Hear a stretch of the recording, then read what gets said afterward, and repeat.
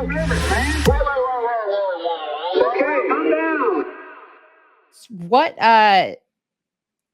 do you say to the people who are already calling you a spoiler? I have stuff to say to them, but I'll let you speak for yourself first. Maybe I'll say the stuff I have to say to them after you're off the screen, because you are a religious man, and so I want to be polite in front of you.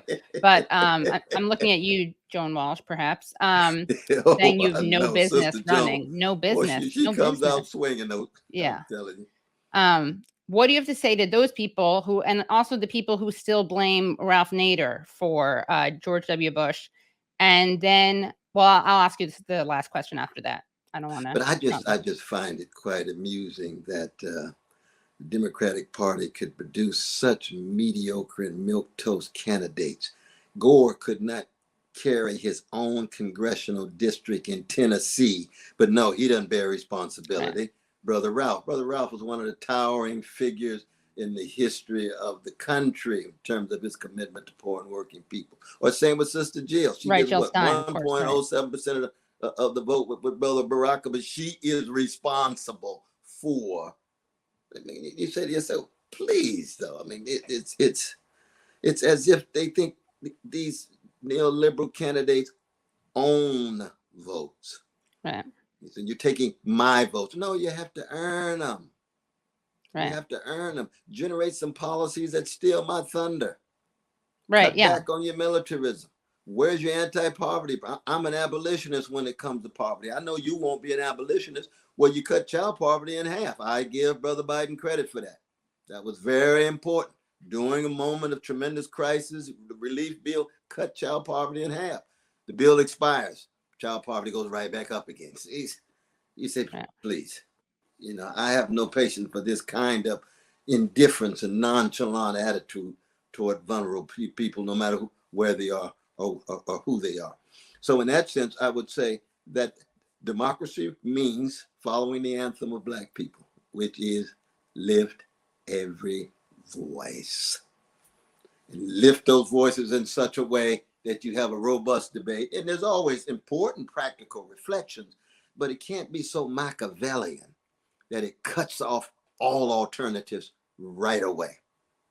That's what I have very little patience for. And that's just Sister Joan and the whole host of others who have. Well, it's also an easy way for people not to reflect at all on what the policies were, like you were saying, how their policies failed people.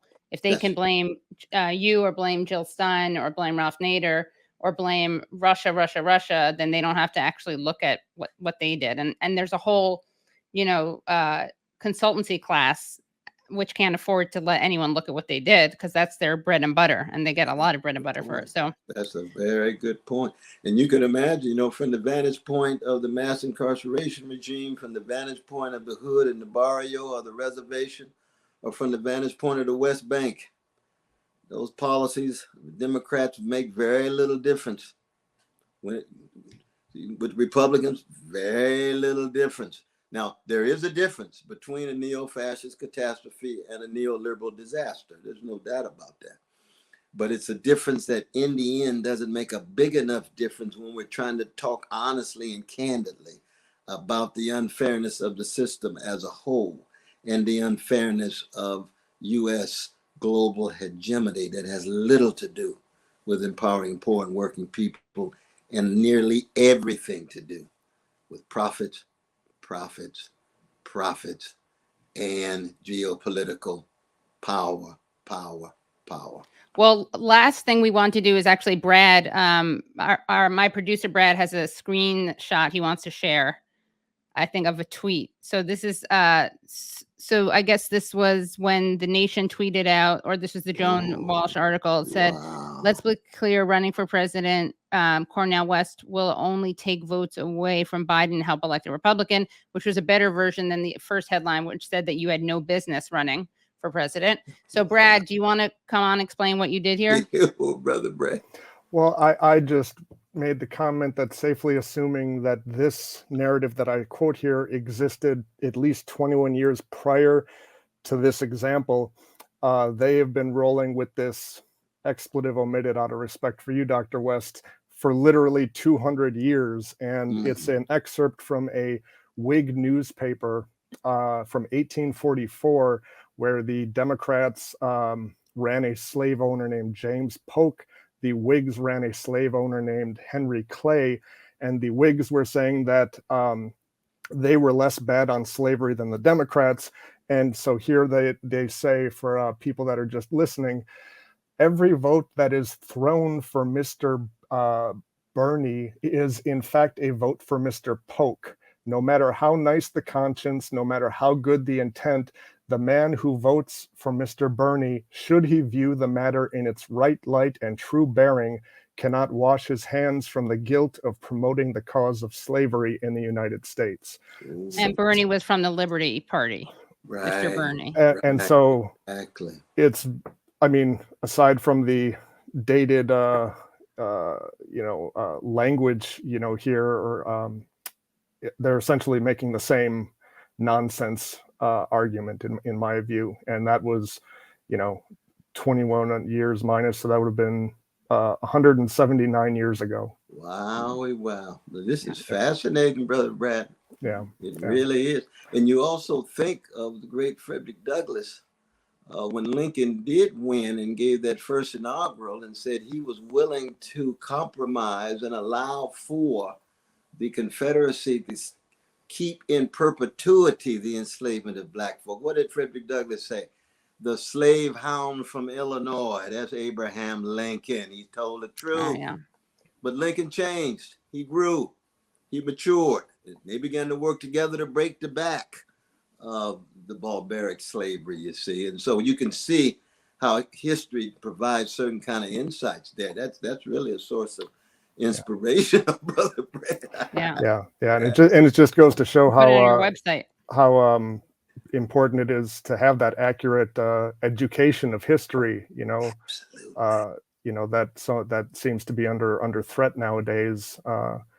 Showing us maybe not in the most flattering light, but those who are ignorant of that history are doomed to repeat it. Isn't that the truth? And you remember John Brown?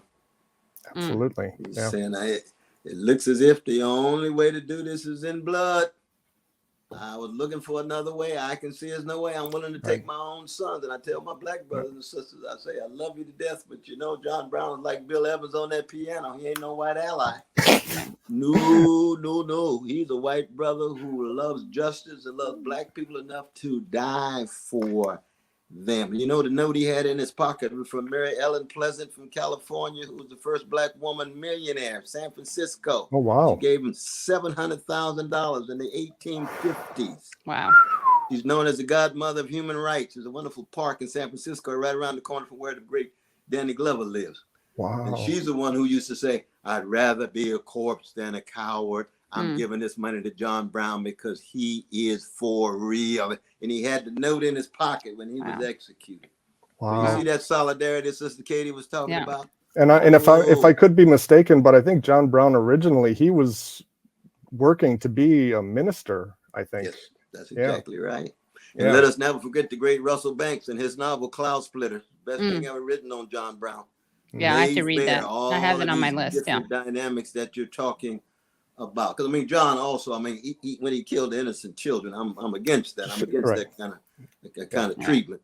But I keep track also of what he saw coming. Exactly. For the American Empire and the split and the 700,000 dead and the possibility of a Confederacy having thoroughgoing slaveocracy for another 100 years. Yeah, absolutely. Well, thank you so much, Dr. West, for making the time. But thank you. I salute both of you. But Sister Kate, I'm giving you a hug, giving you a hug, giving your mother a hug, and stay strong now. Thank you. You too. Bye. Best of luck.